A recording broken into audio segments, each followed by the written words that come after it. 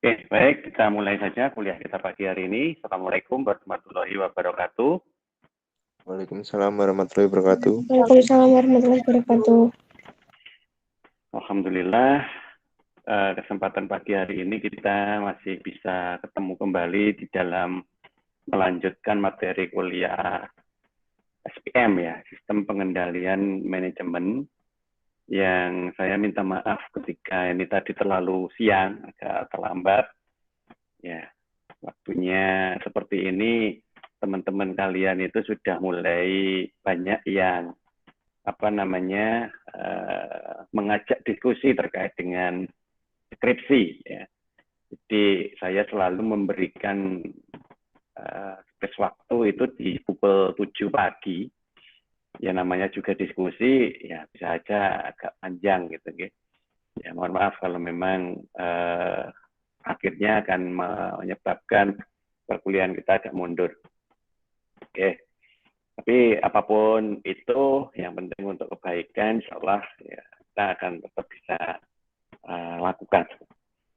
Oke, kita langsung aja pada materi kita yang kedua kali ini. Kita akan membahas terkait dengan organisasi. Ya. Karena walaupun mungkin di antara kalian semua itu merupakan mahasiswa yang aktif di organisasi, kadang organisasi yang kita masuki itu masih dalam konteks aktivitas secara instan. Yang saya sebut instan itu artinya begitu kita masuk di dalam struktur organisasi itu, rata-rata kita langsung berhadapan dengan program, langsung berhadapan dengan kegiatan. Sehingga energi kita, waktu kita, pikiran kita banyak digunakan untuk menyelesaikan aktivitas tersebut. Nah, sehingga seringkali kita tidak punya waktu lagi, tidak punya kesempatan lagi untuk mencoba merefleksikan konteks organisasi itu sebenarnya apa. Nah, seperti itu. Sehingga kita kadang terjebak pada sebuah esensi bahwa organisasi itu adalah program yang harus berjalan. Nah, seperti itu.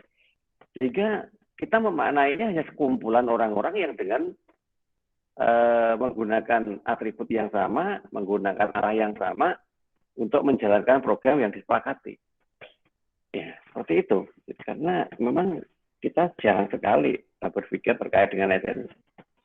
Nah, oleh karena itulah, maka di kesempatan kali ini, karena ini hubungannya dengan pengendalian, maka kita harus lebih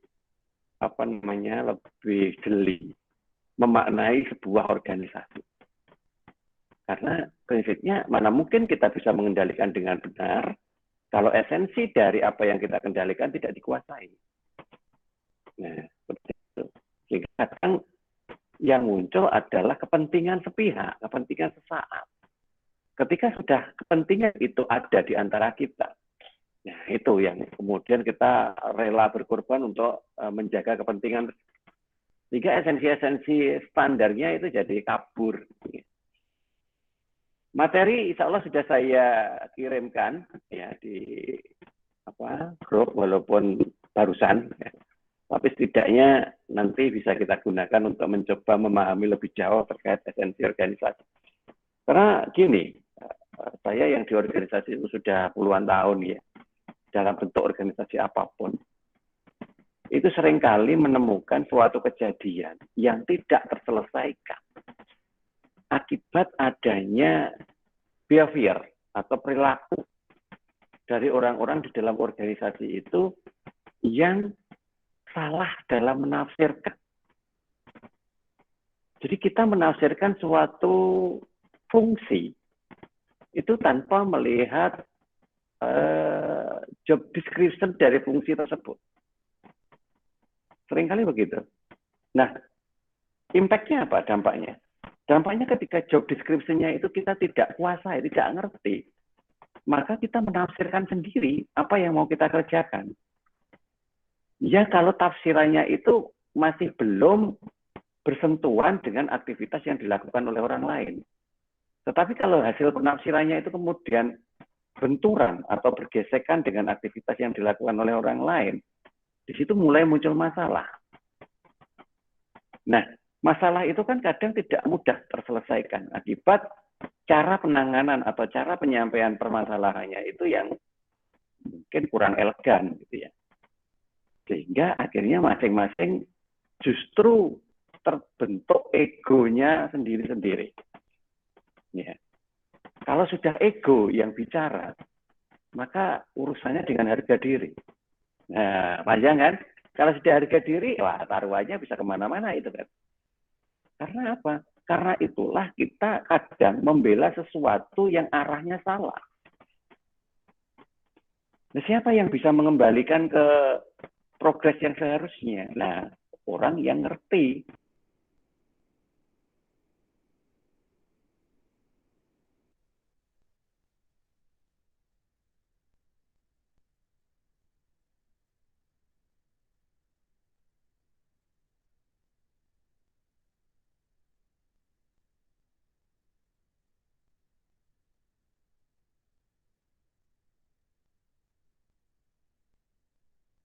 Salah, tetapi mencoba melihat dari perspektif yang lebih awal, sehingga nanti kita bisa melihat hierarkis atau historis dari perjalanan proses. Nah, kalau perjalanan proses itu bisa kita kuasai, insya Allah kita bisa ngerti kenapa kok bisa terjadi masalah seperti itu tadi. Nah, kalau sudah seperti itu, siapapun orangnya saya tahu nanti gimana memulai untuk penyelesaiannya. Ya, jadi seperti itu. Oke, nah oleh karena itulah nanti kita akan mencoba masuk ke dalam sebuah organisasi yang mana organisasi yang saya sebut di sini adalah organisasi yang ada dalam sebuah unit usaha, katakanlah begitu. Sehingga ada yang namanya manajer, ada yang namanya perilaku orang-orang yang ada di dalam organisasi itu, dan potensi-potensi untuk mengembangkan organisasi itu ke depan, karena hambatan dan tantangan itu mungkin kok nggak ada, pasti ada. Ya, oke, kita mulai dari yang pertama, itu terkait dengan pekerjaan manajer. Sajane manajer itu apa pekerjaannya? Ya kalau di sinetron ya hanya nunjuk-nunjuk, nyuruh-nyuruh gitu ya. Nah, tapi di balik itu semua, kita harus tahu bahwa tanggung jawab penuh atas semua aktivitas yang dilakukan oleh unitnya itu ada di pekerjaan manajer tersebut. Nah, sehingga seorang manajer itu merupakan individu yang dibebani sebuah amanah untuk mencapai sebuah tujuan tertentu yang harus dikerjakan secara bersama-sama. Ingat, bersama-sama. Jadi nggak ada dalam sebuah organisasi itu sebenarnya ketentuan untuk single player, one man show, ya hanya satu orang aja yang melakukan. Nggak ada. Kalau ada yang seperti itu, wah itu masalah. Perlu dianalisis apa penyebabnya, bagaimana penyelesaiannya. Ya, karena prinsipnya yang namanya organisasi itu kerja bersama. Nah, sehingga manajer itu lebih dominan untuk menjadi pihak yang akan menentukan arah. Keputusan yang dia buat itu adalah keputusan yang didasari dari hasil penilaian terkait dengan masalah yang harus diselesaikan itu. Jadi seorang manajer itu memang harus mampu solutif, tidak resisten. Kalau resisten, belum sampai masalahnya itu tersolusikan, sudah muncul masalah baru. Nah, terus diselesaikan siapa kalau begitu? Stafnya. Stafnya memang bisa, tetapi kalau tidak atas instruksi, maka si staf itu tidak akan berani. Kenapa? Ya karena nanti akan melanggar tupoksi. Karena tupoksi staf tidak sampai mengambil keputusan. Dia hanya menjalankan hasil keputusan. Ya. Jadi kalau sampai ada pimpinan nggak berani ambil keputusan karena nggak berani beresiko, wah, ini ibarat ada seorang perenang yang nggak mau basah. Bayangin, ada seorang perenang tapi nggak mau basah. Seperti apa, Cuk? Mau berenang di mana? Berenang di dunia kapok. Iya, berenang di dunia kapok atau tidur. Gitu. Mimpi maksudnya. Kita pemimpi sama pemimpin itu kan hanya beda satu huruf. Nah, oleh karena itulah maka kita sebagai pemimpin nantinya, seorang aktivitas yang harus dilakukan oleh manajer nantinya, harus melakukan alokasi terkait dengan sumber daya yang kita miliki. Jangan ada yang namanya sumber daya yang menganggur. Sumber daya itu bisa macam-macam. Bisa sumber daya manusia yang ada di organisasi ini. Jadi nggak ada ceritanya ada seorang pegawai yang ya kalau pas waktunya kerja, dia kerja sampai lembur-lembur ini. Tapi kalau nggak ada pekerjaan, ya dia diem aja. Karena nggak ada pekerjaan katanya. Jadi nggak ada aktivitas sama sekali. Berarti itu kan linearitas konsistensi dalam pemberian tugas itu kan tidak stabil. Artinya apa? Alokasi sumber dayanya mungkin berat sebelah. Nah, itu mungkin terjadi. Tetapi apakah itu salah, Pak? Salah atau benar itu dilihat dari situasinya. Kalau memang situasinya tidak memungkinkan untuk bisa bersama, ya mau apa lagi? Mungkin ada orang-orang tertentu yang dibebani pekerjaan tambahan. Dan ada orang-orang tertentu yang tidak bisa melakukan aktivitas pekerjaan. Karena apa? Ya karena nggak mampu. Contohnya ketika jeda usia antara satu tenaga dengan tenaga yang lain terlalu jauh. Yang satu generasi milenial, yang satu generasi kolonial misalnya. Ya maka kan cara berpikirnya udah beda. Sedangkan yang kita selesaikan saat ini adalah situasi pada kondisi milenial sekarang. Sekarang coba urusan milenial diserahkan pada orang kolonial. Ya selesai, Pak. Selesai. Cuman butuh waktu yang panjang. Dan mungkin penyelesaian juga tidak sesuai yang diharapkan. Nah terus, kenyataannya terus ada loh orangnya. Terus mau diapain? Dipensiunkan. Ya kan nanti melanggar undang-undang ketenagakerjaan. Ya kan? Kalau tidak dipensiunkan, ya berarti harus diberi tugas. Pusing kan? Nah, ini adalah suatu kejadian. Oleh karena itulah, Mbak tahu bagaimana caranya. Nah, ini seorang manajer itu harus mampu mengatur aktivitas bawahannya untuk mencapai tujuan yang sama. Walaupun mungkin pembebanan pekerjaannya jadi tidak seimbang, seolah-olah tidak adil. Ya karena kejadian seperti itu tadi, ya. Tapi ya harus dilakukan. Nah, karena kalau kita sudah sepakat berada dalam sebuah organisasi yang sama, itu kan juga ibarat kita berada pada kapal yang sama. Ya kan? Kalau kapal itu kemasukan air, ya kita bersama-sama akan membersihkan air itu supaya tidak menenggelamkan kapal ini. Kalau kapal ini bocor, ya harus kita usahakan gimana menembelnya. Bukan kok yang satu itu sibuk menembel, yang satu sibuk bocorin bagian yang lain. Ya, ada aja yang seperti itu. Niatnya nggak bocorin, niatnya cuma main air. Ya toh? Tapi sampai bocorin kapal. Nah, seperti itu. Nah, oleh karena itulah maka di dalam sebuah organisasi itu koordinasinya itu harus dilakukan dengan sepenuh kesadaran yang kita miliki. Ya, karena apa? Karena ada beberapa orang yang terlibat di dalamnya. Ya. Nah, yang tetap harus selalu diingatkan itu adalah orientasi atau tujuan akhir. Nggak tahu caranya gimana mengingatkannya. Perlu dicatat atau suruh ngapalkan atau menjadi password atau apa.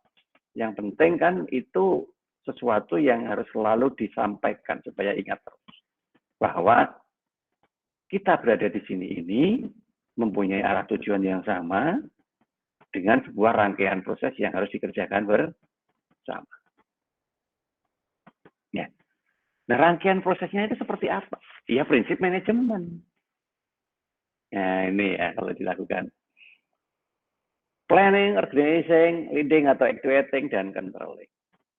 Nah, itu prinsip manajemen. Planning jelas, beberapa kali sudah saya sampaikan ini. kita harus punya perencanaan. Yang namanya suatu program yang harus dilakukan, itu harus ada rundown waktunya, rundown prosesnya, rundown biayanya. Ya kan? Nah, itu semua untuk menjadikan kita berada pada track yang tetap sesuai dengan aturan. Masih on the track. Nah, bagaimana kita bisa melihat kita masih on the track atau tidak kalau kita nggak punya planning? Terus apa dasar untuk membandingnya? Nah, kedua, organizing, ya organisasi tadi. Berarti kan orang-orang yang terlibat di situ adalah orang-orang yang memang punya satu visi dan satu misi. Kalau sampai ada yang beda, wah ya itu jadi masalah baru. Waktu dewe itu untuk menyelesaikannya. Nah, sehingga organisasi harus dikendalikan dengan benar oleh seorang manajer. Ya, gimana caranya? Ya, masing-masing punya style. Ya, kondisi dari orang-orang yang ada di dalamnya pun stylenya beda-beda. Makanya style yang dilakukan sesuai dengan kondisi yang ada. Yang ketiga adalah leading atau acting, yaitu ya, learning by doing, ya, learning by example. Ya. Menjadi leader, ya, menjadi seorang yang mampu untuk dituakan, orang yang mampu untuk dianggap jadi panutan. Di posisi ini, apapun yang kita lakukan itu dilihat oleh semua yang ada di bawah. Dan mereka melihat, tidak sekedar hanya melihat, tetapi setelah itu pasti ada komentar. Apalagi zaman sekarang, media sosial kehausan berita, ya kan? Gampang kalau hanya untuk membuat berita di media sosial. Nah itu kan akhirnya ditafsirkan orang dari sudut pandang yang beragam. Akhirnya manajer harus kembali untuk menyatukan sudut pandang yang beragam itu tetap pada jalur yang sebenarnya ingin dicapai. Nah, jadi seperti itu. Saya cerita seperti ini, tolong kalian membayangkan apakah Anda semua itu mampu atau tidak. Mempunyai cara berpikir. Kalau pekerjaan itu nanti urusannya. Tapi yang penting cara berpikirnya dulu. Cara berpikir sebagai seorang manajer. Nah, itu ya. Dan yang keempat, controlling. Pasti itu melakukan pengawasan. Pengawasan itu tujuannya apa? Tujuannya adalah untuk memastikan bahwa apa yang kita lakukan selama ini masih sesuai dengan apa yang kita rencanakan sebelumnya. Kalau kita merencanakan melakukan suatu aktivitas berdasarkan suatu aturan, ya maka aturan itu harus berjalan terus sampai dengan ada perubahan atas aturan tersebut. Nah, itu aktivitas manajer ya. Nah, kalau sekarang kita kupas satu persatu. Dalam planning, itu apa aja poin-poin utama yang harus kita lakukan? Pertama, mendefinisikan tujuan organisasi. Nah, pasti itu. Jadi, seorang manajer atau seorang pemimpin itu biasanya tidak bosan-bosannya mengulang-ulang penjelasan bahwa kita akan kemana. Selalu begitu. Supaya apa? Supaya semua yang ada di jajarannya itu, yang ada di bawahnya juga, itu mengingat bahwa orientasi kita itu masih seperti itu. Sehingga bagi yang lupa atau mungkin kilaf gitu ya, itu bisa segera kembali. Ya, definisi suatu tujuan. Kemudian yang kedua adalah menentukan strategi. Nah, ini. Kita berjalan, kalau tidak menggunakan sebuah strategi, itu nanti yang akan terjadi adalah pekerjaan yang sia-sia. Kenapa? Ya karena kita sering sekali menggunakan energi kita itu melakukan sesuatu atas keinginan kita. Ya, walaupun kadang keinginan itu belum tentu sesuai dengan yang kita harus dilakukan, yang kita butuhkan. Nah, oleh karena itu maka strategi harus dibangun. Dan strategi itu menjadi sebuah pola yang nanti pola itu harus konsisten kita jalan. Tidak kok kemudian berubah-ubah semaunya. Nah, sehingga leadership-nya itu bisa terlihat. Kalau kita mengikuti suatu pemimpin, kalau terus kemudian pemimpinnya itu belok tanpa memberikan tanda, ya, menggok orang rating, gitu ya. Ya kan yang di belakang akhirnya bingung juga, panik, gitu ya. Terus kok gini, mau apa? Terus aku harus gini. Nah, oleh karena itulah nanti ketika menjadi seorang manajer harus konsisten dalam memegang pola. Kemudian yang ketiga adalah mengembangkan serangkaian rencana komprehensif untuk menggabung atau mengkoordinasi aktivitas. Ya, ini tadi yang saya katakan, setiap kali kita sudah berada pada suatu kondisi, maka kondisi itu akan berjalan dengan aktivitas yang harus dilakukan. Bisa aktivitas itu hanya aktivitas rutin aja, bisa jadi aktivitas itu adalah aktivitas yang memang berbasis program yang kita rencanakan. Nah, sehingga nanti kita harus mulai membuat suatu perkiraan. Kalau aktivitasnya itu seperti ini, apa aja nanti yang dibutuhkan untuk menjalankan aktivitas itu? Mulai dari supportingnya, kemudian beberapa pihak pengelolanya, sampai dengan pendanaannya. Nah, ini sudah harus kita mulai dari awal, sehingga di dalam planning sudah harus mulai direncanakan. Nah, kedua adalah organizing. Ya, organizing itu meliputi suatu proses seperti ini. Menentukan tugas, siapa yang mengerjakan, bagaimana itu dikerjakan, bagaimana pelaporannya, bagaimana keputusan yang dibuat. Itu adalah sebuah fungsi organizing. Ya. Jadi kita sama-sama saling menyadari bahwa ketika bersama-sama ada di dalamnya, tidak bisa kemudian kita mengerjakan tugas sesuka kita atau sebisa kita. Ya memang harus sesuai dengan aturan yang digariskan di situ. Makanya saya sebut tadi dari awal tupoksinya bagaimana. Di dalam tupoksi itu sudah ada yang namanya ya kayak prosedur mutu gitu ya, semacam SOP. SOP mulai dari program itu dimulai sampai dengan program itu dipertanggungjawabkan. Nah, sehingga dari situ kelihatan kalau terjadi penyimpangan. Loh kok kamu ke sini? Loh kok kamu mengurusi ini? Nah, terlihat kalau ada penyimpangan. Sehingga segera bisa dikembalikan untuk perbaikannya.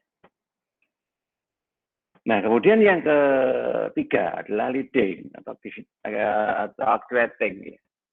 Leading. Jadi proses yang menunjukkan bahwa sebagai seorang pemimpin mampu memberi contoh. Nah, dari contoh yang baik itu otomatis akan jadi motivasi yang baik.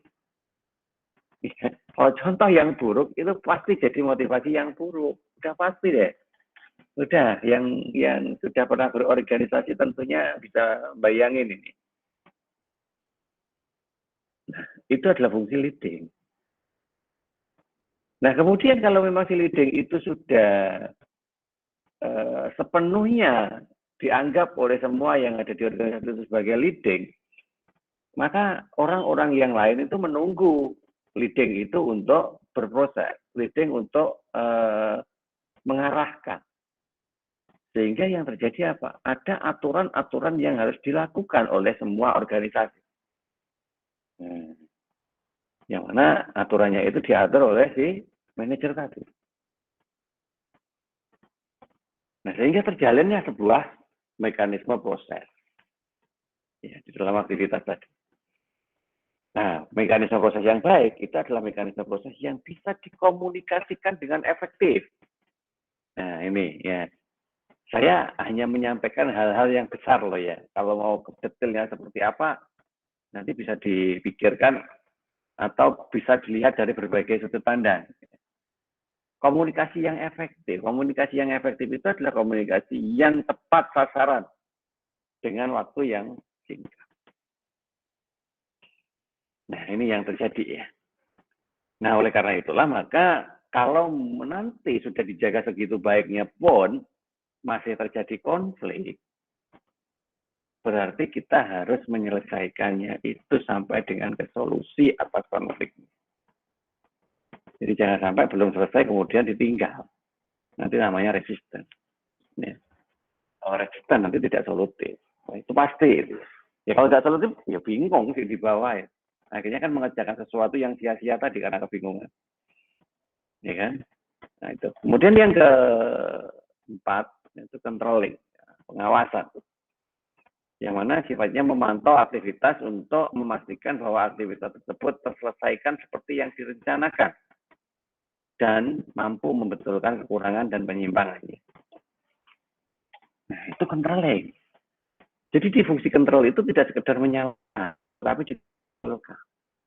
Sehingga fungsi kontrol benar-benar harus memiliki pemahaman yang kuat terkait aturan yang berlaku, supaya bisa dipakai untuk mengembalikan lagi jika ada yang kurang tepat. Oke, ini beberapa hal terkait dengan pekerjaan manajer di sisi prinsip manajemen. Nah, kalau begitu bagaimana manajer itu bisa berperan? Ya, ada 3 metode yang bisa dipakai untuk berperan. Ya. Apa yang saya ceritakan, monggo silakan nanti juga digunakan ketika mau berperan. Ya. Ada peran interpersonal, ada peran informasional, ada peran decisional. Nah, tergantung wilayahnya, manajer itu punya peran yang mana. Ya kalau memang dari awal itu sudah ditentukan jenjang jabatan manajernya itu, ya is okay, karena jenjangnya sudah memang disesuaikan dengan peran. Tetapi kalau tidak ada penjenjangan, tidak ada pemilihan kelompok, berarti siapapun yang menjadi manajer harus mampu berperan seperti itu. Yang pertama interpersonal. Ya. Interpersonal itu artinya orang yang sudah menjadi tokoh utama, figurehead, ya, jadi menjadi rujukan, ya. Nah, sehingga bisa kita katakan dia sebagai seorang leader atau pemimpin. Nah, pemimpin yang baik itu bukan pemimpin yang sepenuhnya mengendalikan, tetapi juga pemimpin yang terkadang menghubungkan antara satu pimpinan dengan pimpinan yang lain untuk berkomunikasi, sehingga menghasilkan sebuah penyempurnaan proses. Ya, itu adalah interpersonal. Nah, kalau informasional, sifatnya adalah membangun sebuah jaringan komunikasi. Bisa dalam posisi memonitornya atau memantau, bisa menjadi diseminatornya yang menyebar, ya, atau bisa menjadi spokesperson, ya, juru bicaranya yang mewakili ngomong, gitu. Siapa? Nah itu kalau sifatnya informasional. Nah kalau decision, pengambilan keputusan, biasanya nanti manajer yang ada di situ itu manajer yang mengendalikan sebuah unit usaha dengan skala pendapatan yang diukur bulan. Nah di situ dia tidak bisa sendirian. Nanti bisa bekerja bareng dengan yang namanya disturbance header, ya, penyelesai masalah. Atau juga bisa meminta saran dari resource allocator, ya, pihak yang nanti akan membagi saran, membagi yang namanya kondisi yang memang kita tetapkan, ya, mengalokasikan. Jadi yang ini harusnya ditaruh di sini, yang ini harusnya ada di sini. Yang ini nanti tugasnya supporting saja, jangan masuk ke sini, jangan masuk ke situ. Nah itu resource allocator, jadi membagi kondisi itu sesuai dengan ketentuannya. Dan yang keempat adalah negosiator. Negosiator adalah pihak yang nanti akan berkomunikasi, yang biasanya jadi humas, ya, menghubungkan antara konteks yang ada di organisasi dengan eksternal organisasi. Nah, inilah beberapa kelompok yang mungkin bisa kita kaji secara kasar dulu. Nah, kemudian kita coba masuk ke dalam pendapat beberapa ahli, gitu ya. Nah, kita mulai dari interpersonal tadi. Apa sih sebenarnya yang kita sebut dengan nama figurehead? Figurehead adalah sebuah simbolisasi atas kepemimpinan sebenarnya. Jadi orang yang jadi pimpinan itu kan simbol yang menunjukkan bahwa di sini itu ada penanggung jawab utama. Sehingga ketika terjadi suatu masalah, itu ada yang membantu untuk mengkomunikasikan masalah itu dengan pihak-pihak yang berkepentingan. Nah, itu disebut dengan nama simbol pemimpin simbolis. Kemudian leader. Ya, leader itu siapa? Leader ya orang yang memang bertanggung jawab memotivasi dan mengarahkan. Jadi yang paling dekat dengan karyawan. Yang paling dekat dengan karyawan. Misalkan apa? Ya kepala bagian, kepala seksi, atau kepala apa. Yang paling dekat dengan pihak pekerjanya. Maka tujuannya adalah untuk memberikan motivasi. Supaya orientasi, misi, dan visi semuanya masih sama. Yang tiga adalah liaison. Ya, liaison itu mempertahankan jenjang koneksi luar yang memberikan bantuan dan informasi. Itu semacam penghubung sebenarnya. Penghubung yang terus membackup pola komunikasi yang dilakukan oleh unit organisasi tersebut tetap berjalan sesuai dengan awalnya. Kalau organisasi itu berhubungan dengan organisasi secara internal, ya bicaranya itu tidak banyak ada gesekan. Kalau berhubungan dengan eksternal, ya gimana caranya itu terus terjaga. Nah, itu adalah konteks tracer. Itu menurut Mr. Berg ya, Mr. Berg dan managerial Mr. Berg ya, Mr. Berg. Bukunya Managerial Roles, aturan-aturan kepemimpinan. Nah, itu yang pertama interpersonal ya. Yang kedua adalah informasional. Bagaimana kondisi informasional itu? Ada 3 konteks di dalam informasional yang tadi saya sampaikan. Yang pertama sebagai pihak yang memonitor, kemudian pihak yang mendiseminator, dan pihak yang spokesperson, ya, yang menyampaikan, humasnya. Kalau memonitor itu biasanya dia hanya mengamati.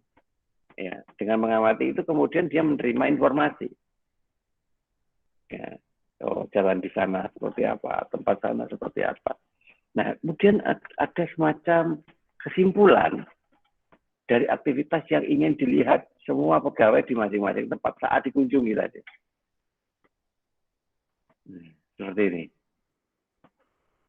Nah, informasi itu tadi kita gunakan sebagai bahan untuk mengambil keputusan, terus pegawai itu mau distatuskan kayak apa.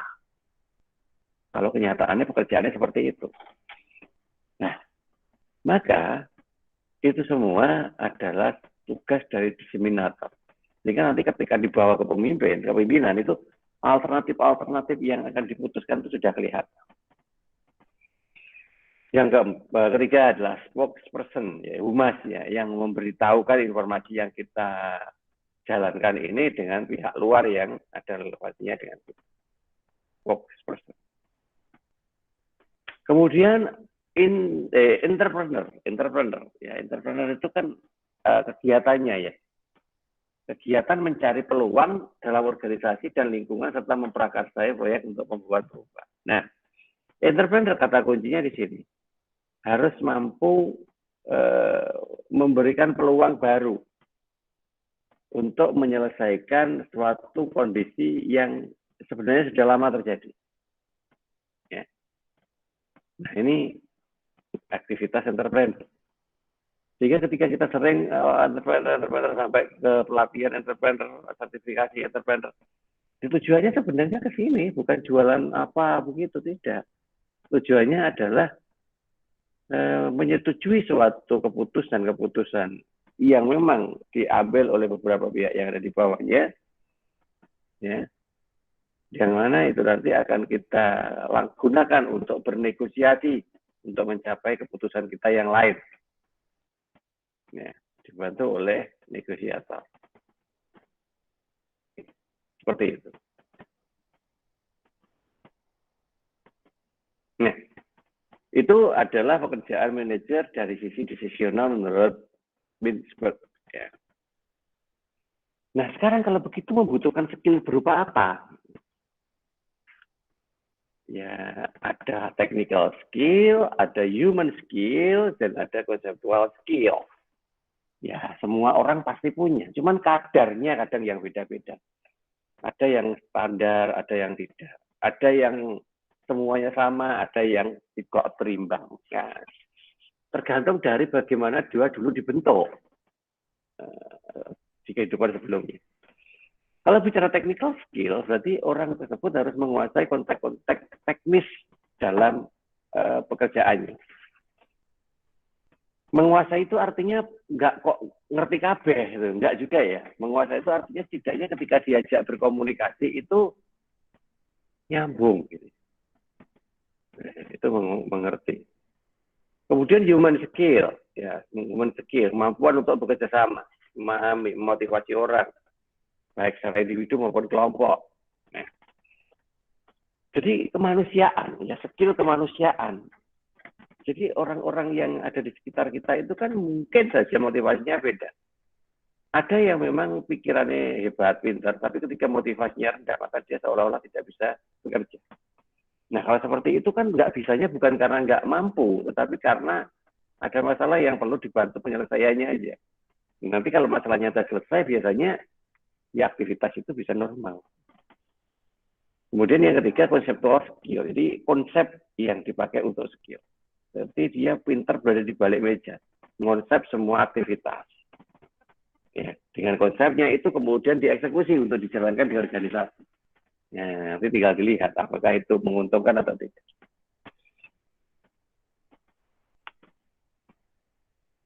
Nah, itulah beberapa hal yang saya sampaikan, di mana apa yang saya sampaikan itu standar dan masih bisa dipakai jika saat ini sudah memiliki konsep-konsep itu. Karena apa? Karena era sudah bergeser, yang tadi saya katakan. Era itu sudah bergeser. Sekarang eranya sudah masuk ke era modern.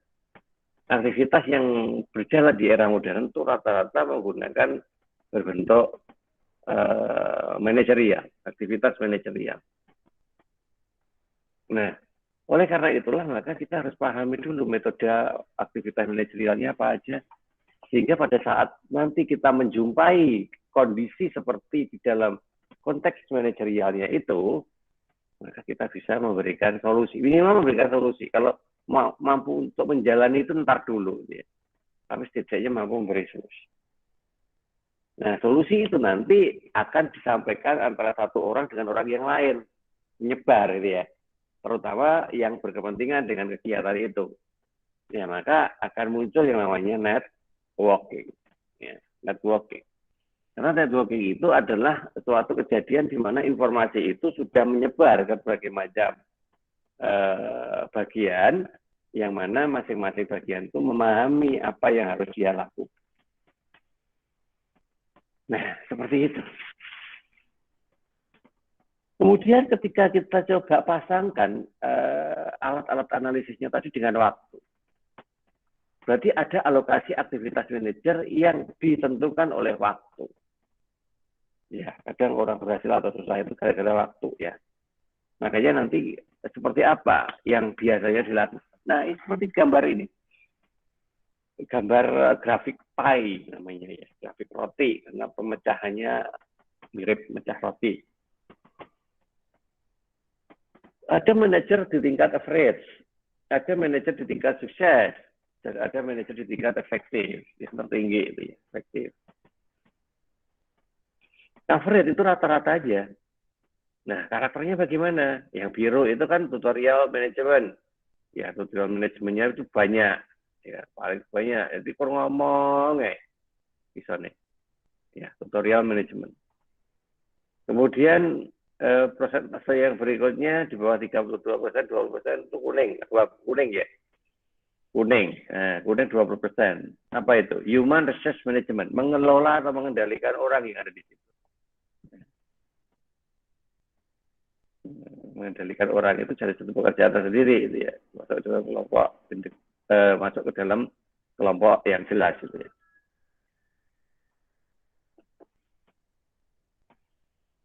Sebentar ya, saya ada telepon dulu.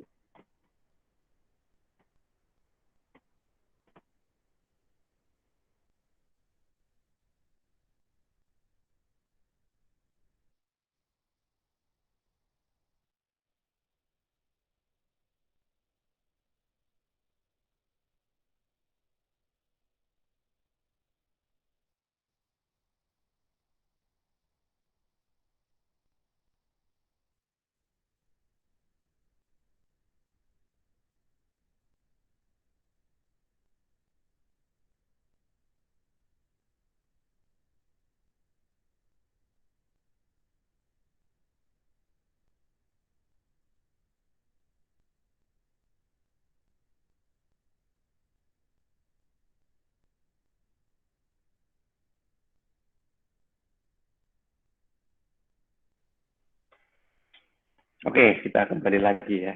Oke. Alokasi, ya. Karena apa? Karena waktu itu memang harus, sorry, belum saya buka ya.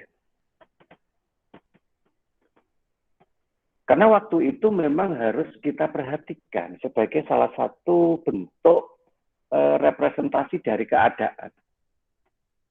Ya. Sehingga di sini nanti alokasi waktu antara average, sukses, dan efektifnya manajer itu berada pada aktivitas yang berbeda.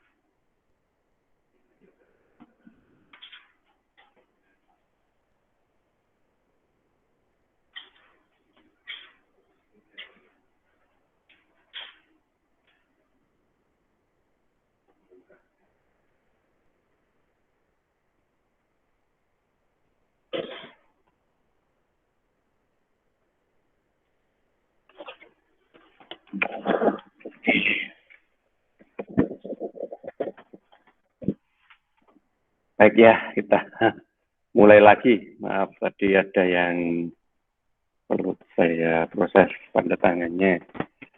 Oke, kita kembali ke sini. Efektivitas waktu yang menentukan tingkat efektivitas seorang manajer.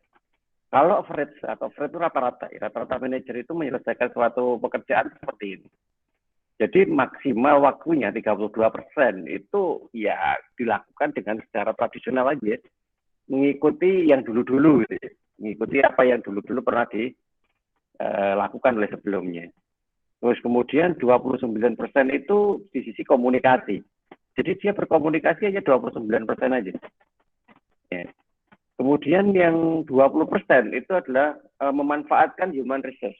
Jadi mengelola sumber daya yang ada di dalam organisasi itu. Hanya 20% aja dia. Dan 19% itu ini networknya, berinteraksi secara berjenjang atau membangun jaringan yang nanti akan mampu mensukseskan program yang dia jalankan. Ya. Misalkan gini loh, membangun jaringan itu. Kalau kita itu ada di misalkan BEM, misalkan ya, ada di BEM, misalkan begitu. Nah, BEM satu fakultas dengan BEM di fakultas yang lain, itu kan bisa jadi ada perbedaan karakter. Di mana perbedaan karakter itu sebenarnya bisa positif di satu sisi, negatif di satu sisi. Nah, supaya nanti kita bisa mempunyai nilai positif yang banyak, maka kita ngambil positif dari berbagai macam BEM yang lain itu dengan berinteraksi dengan mereka. Ya, kalau perlu, kalau memang itu bisa dikerjakan bersama, muncullah yang namanya BEM-U, BEM Universitas. Maka itu merupakan gabungan dari berbagai macam BEM untuk menggabungkan sifat-sifat positifnya. Ya, di mana itu akhirnya menjadi sebuah ketergantungan bahwa suatu program itu hanya bisa dijalankan ketika dia bekerja bersama. Nah, itu networking. Ya, jaringan itu seperti itu. Nah, sekarang kita lihat di sukses manager. Manager yang sukses. 48% aktivitasnya itu adalah membangun jaringan. Nah, apa? Karena dia bisa berhasil karena dibantu ini. Mampu menemukan hal baru karena diberitahu oleh ini. Ya, menemukan sesuatu di tempat yang berbeda karena punya relasi di tempat itu. Nah, itu jaringan namanya. Jadi tidak akan pernah kehabisan yang namanya program. Ya, tidak akan pernah kehabisan. Sehingga mereka itu selalu menghasilkan sesuatu bentuk-bentuk yang baru. Nah, karena apa? Dia punya banyak relasi, dia punya banyak rekanan. Ya. Di mana itu didukung dengan komunikasi yang baik. Ya, makanya seorang manajer yang berhasil, yang sukses, itu ditentukan oleh jumlah jaringan yang dia miliki dan bagaimana dia membangun komunikasi dengan network-nya. Nah, seperti itu. Yang lain itu hanya supporting aja. Ya, traditional management itu ya hanya gara-gara budaya setempat mengharuskan itu, maka ya tetap dilakukan. Terus human resource, ya human resource tidak penting. Kenapa? Karena dia sudah memberikan setting human resource-nya itu dalam sebuah networking tadi. Ya, jadi dia sudah tidak perlu lagi mengendalikan human resource. SDM-nya udah bisa jalan dewe-dewe ke orang di kongkon kan gitu. Nah, itu yang sukses. Tetapi ada yang ketiga, yang namanya effective manager. Yaitu manajer yang efektif dalam aktivitas kerjaannya. Seperti apa dia? Manajer yang efektif dalam aktivitas kerjaannya, mayoritas energinya digunakan untuk komunikasi. Jadi dia hanya membangun komunikasi dengan pihak-pihak lain terkait. Karena dengan berkomunikasi itu artinya semua proses itu bisa diselesaikan bersama-sama. Ya. Network-nya malah jelek, gitu loh ya. Tidak terlalu banyak network, kenapa? Karena nanti dia khawatir komunikasinya terganggu oleh sebuah kerjasama dengan pihak lain. Ya. Sehingga dia tidak suka network. Dia justru malah suka mengendalikan sumber daya manusianya sendiri. Ya kan? Nah, sehingga efektifnya itu dilihat karena si manajer itu mampu untuk melakukan sesuatu berdasarkan cara berpikir secara mandiri. Tapi ya, itu tadi. Orang yang bisa seperti itu nggak banyak. Ya, nggak banyak. Biasanya yang mampu ke level seperti itu juga jika sudah sangat terlatih. Sehingga rata-rata ya ada di average, ya namanya juga average ya rata-rata ya. Ya ada di situ. Kalau memang mau berhasil, ya masuk di zona successful manager. Bangunlah yang namanya networking. Nah, seperti ini ya prosesnya ya. Oke, nanti itu bisa kita pakai atau kita gunakan untuk bersikap ketika berada pada sebuah organisasi. Nah, sehingga sikap kita, itu jadi ya, sikap kita dalam organisasi itu akan mencerminkan perilaku, ya, perilaku dari organisasi itu. Ya. Apa tuh perilaku organisasi itu? Ya. Perilaku organisasi itu merupakan suatu kebiasaan, ya. Saya sebut begitu aja. suatu kebiasaan yang terjadi dalam suatu organisasi tertentu dalam rangka melakukan proses perjalanan dari aktivitas di dalam organisasi tersebut. Jadi lebih banyak disebabkan karena kebiasaan.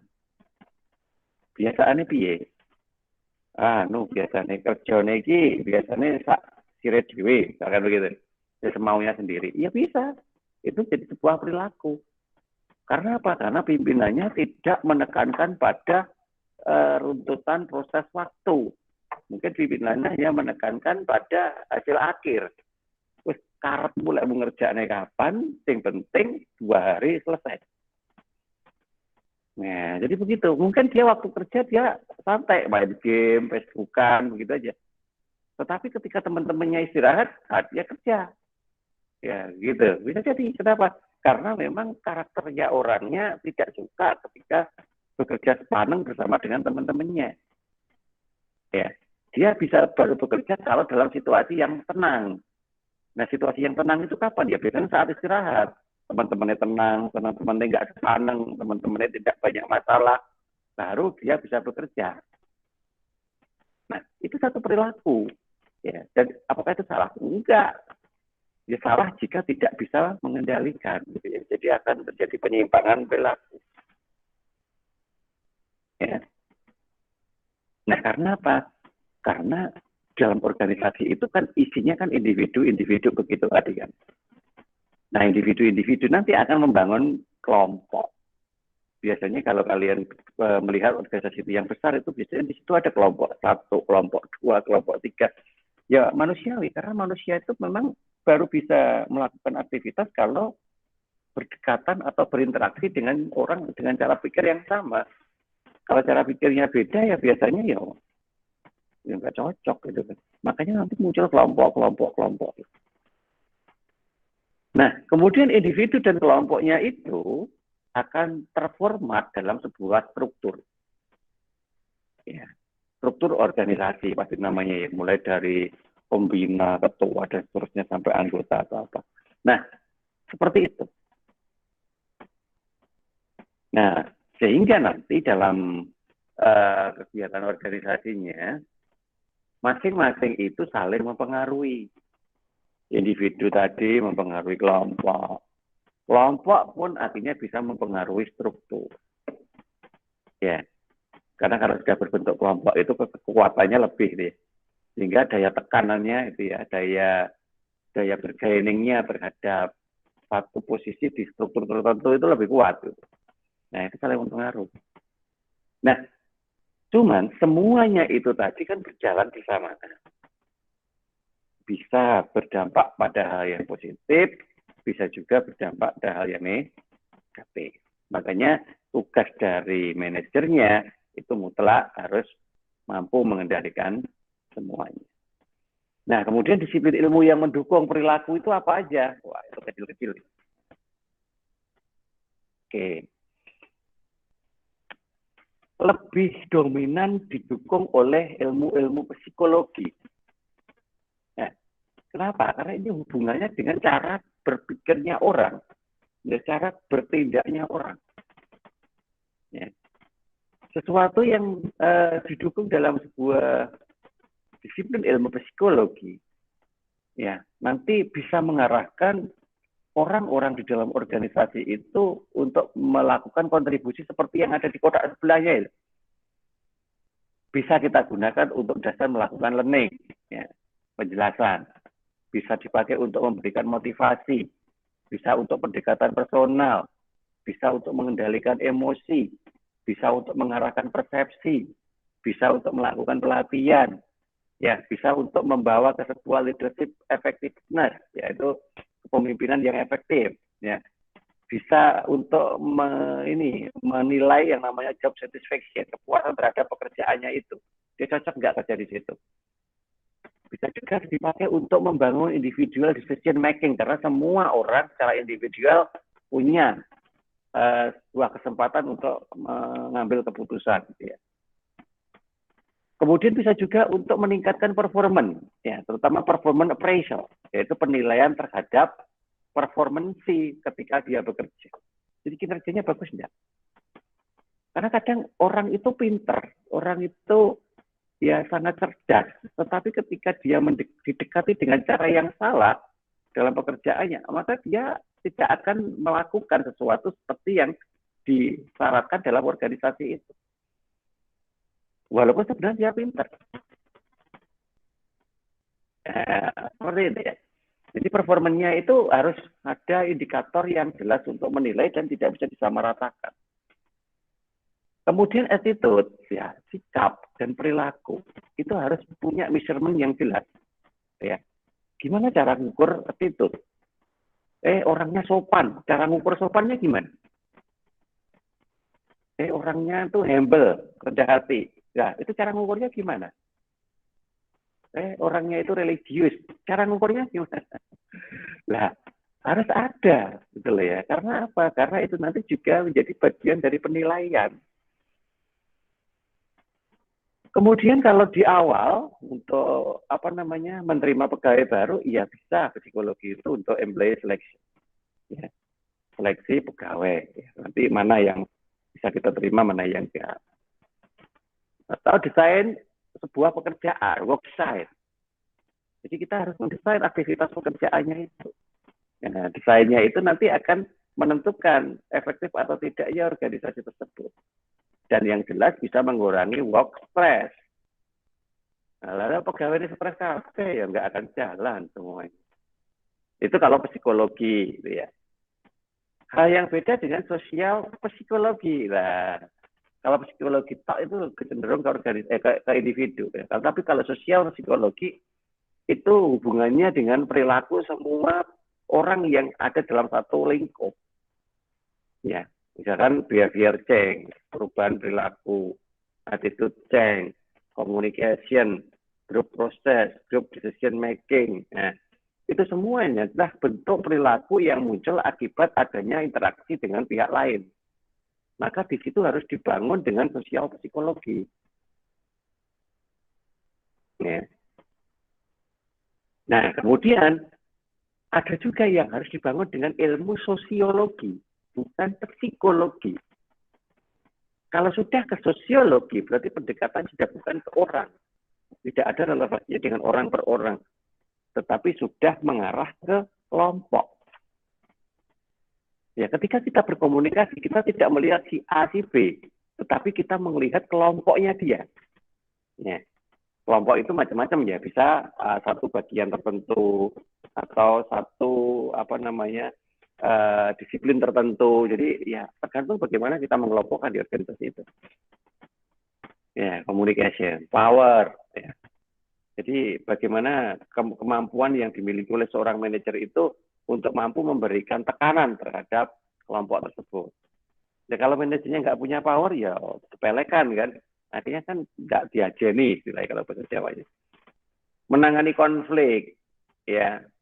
Kemudian menangani intergroup behavior, perilaku antar kelompok. Gitu. Nah, kemudian caranya bisa formal, organization teori, bisa organizational teknologi, bisa organizational change, organizational culture. Jadi bisa dengan budaya, perubahan, teknologi, dan teori-teori yang ada. Itu bisa semua dipakai untuk mengendalikan suatu kelompok dengan menggunakan ilmu psikologi. Itu semua orientasinya ke grup. Ya. Kalau yang psikologi tadi lebih ke individual. Sedangkan kalau sosial psikologi dan sosiologi itu orientasinya ke grup. Bahkan yang lebih ekstrim lagi, pendekatannya itu menggunakan antropologi. Ya, di behavioral science-nya. Antropologi itu apa? Ya kan, ini ilmu yang lain lagi dari luar dari konteks-konteks sosial. Karena antropologi itu sudah masuk ke dimensi kultural, ya, budaya. Jadi ewoh pekewoh, unggah ungguh, andap asor, ya kalau budaya Jawa ya kita ambil ya. Ya, itu semuanya masuk di dalamnya. Ya, masuk di dalamnya. Sehingga nanti yang kita ambil adalah nilai-nilai budaya lokal yang cenderung mampu dipakai sebagai pijakan atau dipakai untuk dasar mengatur arah organisasinya. Contohnya di Muhammadiyah. Semua yang ada di amal usaha Muhammadiyah, cara antropologi itu harus mengikuti qaidah yang ditetapkan di dalam Al-Islam ke Muhammadiyah. Nah, sehingga nilai-nilai Islam itu cenderung menjadi orientasi yang dominan yang ada di dalamnya. Nah, segala sesuatunya nanti diselesaikan dengan pola yang sama. Nah, itu adalah bagian dari antropologi. Ya. Karena kita mendekati sesuatu dari kulturnya dalam bermuhammadiyah. Nah, seperti itu. Nah, baik yang individual, grup maupun organisasional sistem, itu nanti orientasinya adalah untuk membangun yang namanya organizational behavior. Perilaku dalam organisasi itu. Sehingga perilaku itu sebenarnya harus dikendalikan, harus dikondisikan. Bukan kemudian dibiarkan secara liar berkembang semaunya sendiri. Nah, kalau itu terjadi, apa yang akan terjadi? Ya, berantakan. Walaupun organisasi itu isinya orang-orang pinter, tapi justru arahnya semakin kemana-mana. Karena tidak dikondisikan dari awal. Ya. Nah, ini kalau kita pecah satu persatu dari apa yang ada di dalam gambar tadi ya. Yang lebih gede seperti ini nanti ya. Kalau psikologi itu penekanannya ke individualnya dengan menggunakan berbagai macam konteks seperti itu. Psikologi juga begitu sama. Nah, tadi yang terakhir sosiologi itu ya. Yang terakhir adalah antropologi. Nah, ini yang memang unik. Karena memang tidak semua organisasi mampu memasukkan antropologi dalam organisasinya. Terutama suatu organisasi yang kecenderungan arah bergeraknya di behavior itu lebih dominan karena pengaruh pimpinan tertingginya. Jari pimpinan tertingginya saja. Nah, kalau sudah seperti itu sulit ya untuk membangun antropologikal di dalam sebuah dimensi organisasi.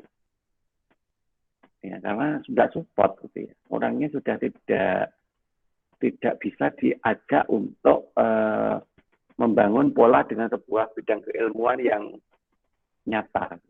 Ya, lebih dominan pada kepentingannya sendiri.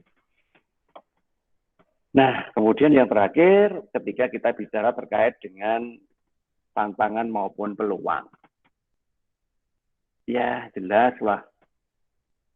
Apapun bentuk organisasinya, tujuannya tetap berjalan ke depan. Sehingga orientasinya ya harus mengikuti era globalisasi yang sekarang ada. Nah, karena bagaimanapun juga kita berada di zona itu. Kalau kita tidak merespon adanya globalisasi, berarti kan kita nanti yang akan ditinggal.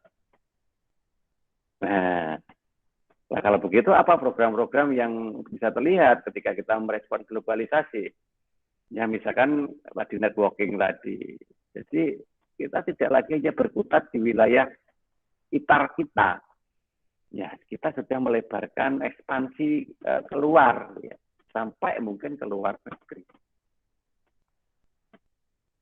15 tahun yang lalu nggak pernah terbersit sedikit pun Universitas Muhammadiyah Ponorogo itu akan memiliki mahasiswa dari luar negeri. Nggak pernah. Karena apa? Karena melihat kondisi Ponorogo yang hanya kota kecil, yang bukan jujukan dari seorang pelajar, apalagi dari luar negeri, jauh-jauh mau ke sini, nggak akan mungkin. Berdasarkan situasi dan kondisi yang ada 15 tahun yang lalu. Sekarang coba dilihat. Dari tahun ke tahun jumlah mahasiswa asingnya terus bertambah. Nah, apa artinya? Ini adalah sebuah dampak dari globalisasi, di mana mengubah mindset dan paradigma dalam belajar. Tidak lagi hanya berkutat pada zona lokal. Ya mungkin karena kita terlalu enjoy pada kondisi lokal di tempat tinggal kita, maka kita terus bermain-main di sini, mungkin sampai kapan nggak ngerti gitu ya. Tetapi bagi mereka yang dari asing itu sudah berpikir jauh lebih dibanding kita. Karena orientasinya mereka sudah lebih luas dari apa yang kita miliki. Nah, itu bentuk respon dari globalisasi. Kemudian juga bekerja dengan individu yang punya kultur berbeda. Ya tadi, dari awal saya katakan, biasanya kita itu kalau bekerja dengan orang yang memiliki kultur berbeda itu sulit. Ya, karena kadang terjadi gesekan. Tetapi, kalau kita memang mampu mengefektifkan kondisi, maka kita bisa, artinya nyurteni ya kalau dalam bahasa Jawa, atau dalam bahasa Indonesia, memahami apa yang ada pada masing-masing orang, sehingga yang kita ambil dalam bekerja hanya dalam bentuk kepentingan pekerjaan. Kepentingan yang lain tidak kita gunakan di dalam pekerjaan itu. Beda lagi nanti kalau sudah di luar lingkup pekerjaan. Kemudian menanggulangi reaksi anti kapitalisme. Ya. Banyak sekali reaksi seperti apalagi kalau membawa-bawa nama Islam. Anti kapitalisme. Reaksinya yang penting, bukan kok anti kapitalismenya yang buruk, tetapi reaksinya. Karena reaksi yang menggunakan pola yang salah, walaupun sebenarnya tameng yang dipakai itu benar, itu tetap akan menghasilkan sesuatu yang negatif. Makanya untuk menjaga supaya itu tidak sampai berlarut-larut, maka kita berusaha untuk melakukan penanggulangan itu. Memantau perpindahan pekerjaan ke negara yang mempunyai tenaga kerja dengan biaya rendah. Sudah banyak dilakukan. Indonesia itu termasuk biaya rendah itu ya, bagi negara-negara besar. Maka banyak sekali yang naruh investasi usahanya itu di Indonesia. Dan mengatur individu selama perang yang dimaksud adalah perang dalam menghadapi tantangan ini. Nah, kemudian yang berikutnya adalah mengelola keragaman angkatan kerja. Tadi saya sampaikan. Ada orang yang usia kerja produktif. Dia generasinya milenial. Ada orang yang usia kerja sudah tidak produktif tapi belum pensiun. Generasinya kolonial. Nah, kan tidak mungkin bisa bekerja bareng gitu kan. Karena apa? Karena mindset berpikirnya udah beda. Nah, oleh karena itulah maka nanti keragaman itu harus ditangani dengan cara mengidentifikasi penyebab terjadinya keragaman tersebut. Apakah agama, gender, usia, asal negara, ras, dan seterusnya, apapun. Nah, sehingga nanti kita bisa mengalokasikan sesuai dengan kemampuan yang dimiliki berdasarkan keragamannya. Yang mungkin tidak disamakan, tetapi tetap diberi pekerjaan yang mampu untuk dilakukan. Kemudian meningkatkan kualitas dan produktivitas itu pasti, karena orientasinya ke quality management. Merespon kurangnya tenaga kerja. Jadi kurang itu bukan kemudian kok direspon dengan cara ditambah. Tetapi mungkin aja dengan cara dimaksimalkan yang ada. Ya, mungkin dilakukan pelatihan. Ya. Mungkin dialih tugaskan dan seterusnya. Meningkatkan layanan pelanggan, customer satisfaction, dia pasti ya, karena memang itu untuk menjaga supaya customer itu tidak sampai pindah. Meningkatkan keahlian personal, memberdayakan orang, menstimulasi inovasi, mengatasi, dan seterusnya. Saya rasa apa yang ada di situ itu bisa dipahami, ya, karena lebih dominan pada suatu hal yang sifatnya realitas. Ya, realitas. Sehingga tolong coba ditafsirkan dalam pemahamannya masing-masing terkait dengan apa yang harus menjadi aktivitas kita next-nya ke depan. Karena tidak ada ceritanya ke depan itu semakin mudah. Yang ada ke depan itu semakin banyak tantangan dan hambatan. Namun bukan berarti tantangan dan hambatan itu kemudian menyebabkan kita jatuh. Menyebabkan kita itu harus mengakhiri semuanya. Justru dengan adanya tantangan dan hambatan itulah yang akan menyebabkan kita itu kuat. Karena setiap keberhasilan kita menangani sebuah masalah, keberhasilan kita untuk menjawab sebuah tantangan, itu adalah suatu prestasi yang sebenarnya secara tidak langsung meningkatkan grade dari kemampuan manajerial yang kita miliki. Oke, itu mungkin yang bisa kita bahas pada kesempatan pagi menjelang siang hari ini. Bagi yang belum absen, jangan lupa untuk melakukan absensi di Siptik, ya. Bagi yang sudah, ya sudah. Oke, monggo. Kalau ada yang mau bertanya, silakan di-unmute speakernya.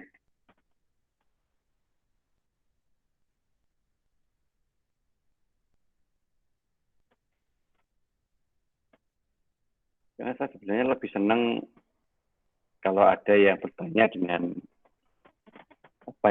lesan, karena berlatih untuk menjelaskan sesuatu yang ada di otak berdasarkan uraian atau ucapan yang kita lakukan.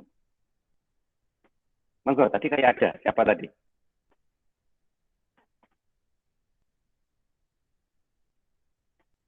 Mbak Nuril. Mbak Nuril nggak mau buka speakernya ya. Apa jaringannya agak trouble, Mbak, di tempatnya. Jika dalam organisasi perusahaan tersebut sudah terjadi konflik, ya sudah ada konflik ya. Ada pihak-pihak yang bersengketa atau problem antar karyawan di mana konflik ini mempengaruhi produktivitas perusahaan. Jadi bagaimana cara manajemen memberikan problem solving dalam mengatasi konflik tersebut dengan keputusan yang tepat. Ibarat penyakit itu sudah menjalar. Ya. Ibarat penyakit tubuh itu sudah terserang. Ya. Jadi kadung gitu ya. Kadung. Dan bisa jadi kadungnya itu mempunyai kadar keparahan yang berbeda-beda. Ada yang sebenarnya masih belum parah, tapi sudah berindikasi. Tapi ada juga yang memang sudah parah, gitu ya. Jadi ya bahkan mungkin sudah masuk ke zona kritis, hampir mati, gitu. Nah, bisa jadi begitu memang. Nah sekarang bagaimana penyelesaiannya? Semakin parah suatu kasus, memang penyelesaiannya tidak mudah, jadi semakin sulit. Tetapi tetap harus ada titik mulainya. Ya, harus ada titik mulainya.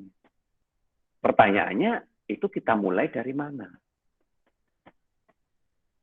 Nah, kalau kita itu mengatasi masalah dalam sebuah organisasi, itu saya ingat yang namanya filosofi tulang ikan.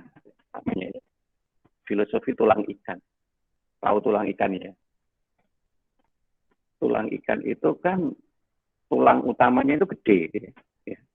Dari kepala itu ya. Kepala ikan itu kan jarang yang mau makan kecuali kucing. Nah, itu kan ada tulang yang memanjang, kemudian ada tulang kecil-kecil kayak sisir. Kan seperti itu. Nah, itu kita pakai untuk dasar filosofinya. Artinya apa? Masalah besarnya itu ada di tulang utamanya tadi, tulang besarnya tadi. Itu masalah besarnya. Tetapi kita tidak menyentuh masalah besar itu langsung. Kenapa? Karena masalah itu sudah kadung besar. Maka yang bisa kita lakukan adalah menyentuh masalah-masalah kecilnya. Jadi kita memecah masalah-masalah besar itu ke dalam masalah-masalah kecil. Kita identifikasi. Pokok permasalahan yang menyebabkan konflik itu karena apa toh? Oh, ternyata adanya ketidakpuasan perilaku antar sesama orang dalam organisasi tersebut. Ada yang merasa tidak adil, gitu ya, nggak mendapatkan keadilan yang seragam, tidak diperlakukan dengan cara yang sama, ada yang cemburu, ya. Kemudian ada yang merasa termarginalkan, ada yang merasa tersisihkan, mungkin seperti itu. Atau ada yang terlalu dominan memaksakan kehendak di situ. Nah, itu masalah besar, ya. Sehingga itu harus kita urai dalam masalah-masalah kecil. Pertama, apa sih sebenarnya penyebab munculnya itu tadi di awalnya? Seperti tadi saya katakan, kita harus memulai dari cerita awalnya. Oh, ternyata gaji. Kenapa? Oh, ini loh, dia itu lulusan S1. kok gajinya cuma 2 juta. Padahal itu D3. Kok gajinya sampai 3 juta? Nah, temu kan? Oh, gaji. Connect. Jadi begitu, kita urai masalahnya. Oh, ini karakter kalau yang ini. Kenapa karakternya? Dia itu tipikal orangnya itu pintar sebenarnya. Pintar. Tapi atasan langsungnya itu senengannya nyuruh-nyuruh. Nah, nyuruhnya itu nggak tepat, gitu loh ya. Artinya bawahannya itu jauh lebih menguasai timbangannya pimpinannya. Artinya yang disuruh kan ya bingung, gitu loh. Bingung. Nah, karena bingung, maka dia tidak bisa melakukan apa-apa, karena dia nggak ngerti gimana memulainya. Karena mindset pekerjaan yang dia miliki tidak sama dengan instruksi yang diberikan pimpinannya. Dan dia tahu bahwa yang diberikan pimpinannya itu salah, tapi nggak berani nyalakan pimpinannya. Oh, itu masalahnya. Iya, ketemu. Jadi gitu Mbak Nuril. Kita harus mengurai intinya itu ya. Kita harus mengurai akar permasalahannya itu sampai di level terkecil. Ya, sampai level terkecil. Jadi jangan kok menyelesaikan masalah yang besar itu langsung to the point pada masalah besarnya. Itu ibarat kita mau memadamkan api dengan menggunakan minyak. Ya kan? Semakin akan membakar kemana-mana. Nah, ini harus kita pahami supaya apa? Supaya tidak terjebak pada sebuah kondisi di mana niat yang baik justru akan menghasilkan sesuatu yang buruk. Nah, sehingga apa yang ditanyakan Mbak Nuril, kata kuncinya adalah gunakan filosofi tulang ikan. Jadi masalah besar yang terjadi dalam organisasi itu coba diurai dulu jadi masalah-masalah kecil. Ketika itu sudah terurai dalam sebuah masalah-masalah kecil, maka buat skala prioritas untuk penyelesaiannya berdasarkan urgensi dari masalahnya. Oh, ini masih terlalu besar, ternyata masalah ini urai lagi lebih kecil. Jadi bisa jadi yang masalah kecil yang sudah kita urai dari masalah besar, kita urai lagi karena masih dianggap terlalu besar. Bisa, nggak apa-apa. Bercabang lagi, jadi kayak pohon faktor gitu. Nah, sampai ke masalah terkecil yang mampu kita selesaikan satu persatu. Nah, ketika masalah-masalah kecil itu selesai satu persatu, dengan sendirinya masalah besar itu akan selesai.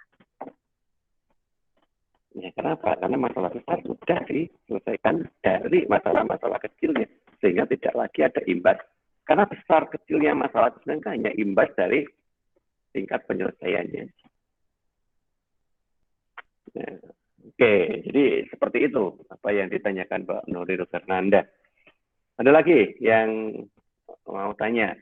Silakan.